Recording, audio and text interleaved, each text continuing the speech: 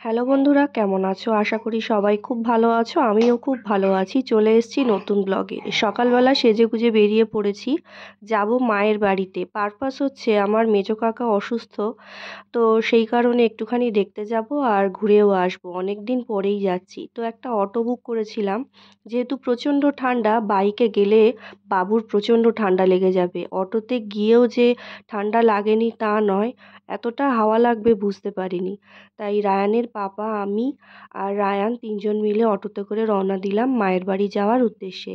আর এতটাই ঠান্ডা ছিল যে আমি চাদর দিয়ে ভালো করে আমার বাবুকে কভার করার চেষ্টা করছিলাম। কিন্তু ও আনন্দ করতেই ব্যস্ত, ছটফট করছিল, ওকে কিছুতেই রাখা যাচ্ছিল না। এত হাওয়া দিচ্ছিল, বাইপাস দিয়ে যেহেতু যাচ্ছিলাম খালি জায়গা, তো মোটামুটি বাড়ির কাছাকাছি পৌঁছে গেছি। আমাদের এলাকাটা জানো তো পৌরসভা এলাকা, কিন্তু কেউ বলবে রাস্তাঘাটের অবস্থা প্রচণ্ড খারাপ। তার থেকে বরং আমার শ্বশুরবাড়ির রাস্তা পঞ্চায়েতের রাস্তা হলেও প্রচণ্ড ভালো। তো মা প্রথমেই নাতিকে নিয়ে সোজা হাঁটা দিল আমরা পৌঁছাতে। আমরা যে গেছি তার কোনো কিছু বুঝতেই পারলাম না। আসলে নাতিকে পেয়ে আমাদেরকে ভুলে গেছে, এটাই হয়। এতদিন মেয়ে জামাই জামাই করতো, আর এখন যেই নাতি হয়েছে নাতিকে নিয়ে সোজা হাঁটা দিয়েছে, আর আমরা পিছন পিছন যাচ্ছি। এই দেখো, এটা হচ্ছে আমাদের বাড়ি। আমার বিয়ের পরে আর বাড়ির কোনো কাজে হাত লাগানো যায়নি। অনেক টাকা খরচ হয়েছিল, আর এখন সেরকমভাবে বাবার ব্যবসাও চলে না।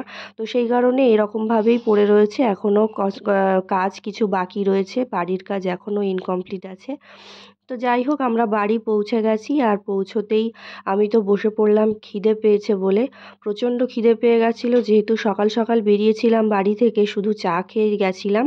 আর যেতেই মা একটুখানি আলুর তরকারি করে রেখেছিল আর রুটি দিল, হাতে বানানো রুটি। তো সেটা খেতেই বসে পড়লাম। প্রচণ্ড খিদে পেয়ে গেছিলো, তাই আর কোনো দিকে না তাকিয়ে আর কি জামা কাপড়ও ছাড়িনি, দেখতেই পাচ্ছ। প্রথমেই পেট পুজোটা সেরে ফেললাম।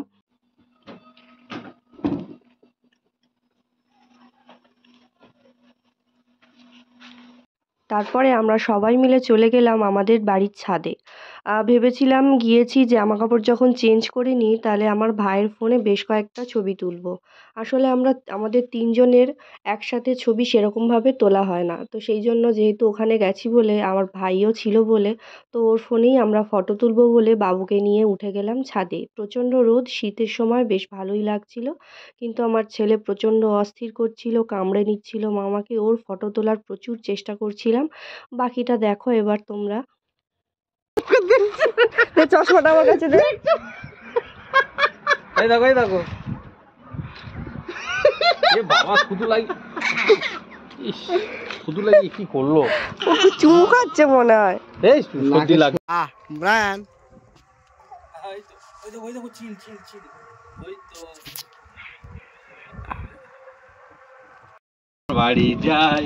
তাই তাই তাই। ও বাবা, ও বাবা, হাঁটো হাঁটো, এসো এসো। এদিকে এদিকে এদিকে। এইদিকে। বাবা, এই তো এই তো এই তো। এসো এসো, চলো। তাকাও তাকাও মামা। Tata tata, Rayan Rayan Rayan Rayan Rayan Rayan Rayan Rayan. এই তো এই তো। ওই দিক থেকে ছবিটা ভালো আসবে। নাও বাবা, নাও। এই দেখো, এই দেখো, এই তো এই তো, চলে যাচ্ছি চলে যাচ্ছি। রায়ান।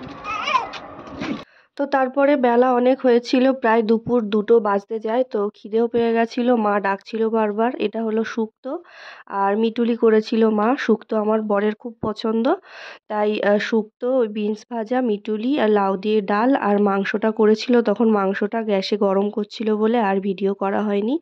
আর করেছিল এই মিক্সড স্যালাডটা, শসা, টমেটো, আর এর মধ্যে পরে কয়েকটা কাঁচা ছোলাও দিয়েছিলাম। তো যাই হোক, আমরা দুপুরের লাঞ্চ করতে তখন বসে পড়লাম। বেশি দেরি করা যাবে না আর। তো চলো, দেখা হচ্ছে পরের ব্লগে। সবাই খুব ভালো থেকো, সবাইকে ভালো রেখো। ব্লগটা ভালো লাগলে অবশ্যই সাবস্ক্রাইব করে পাশে থেকো। যারা এখনও সাবস্ক্রাইব করোনি অবশ্যই সাবস্ক্রাইব করতে ভুলো না। দেখা হচ্ছে পরের ব্লগে।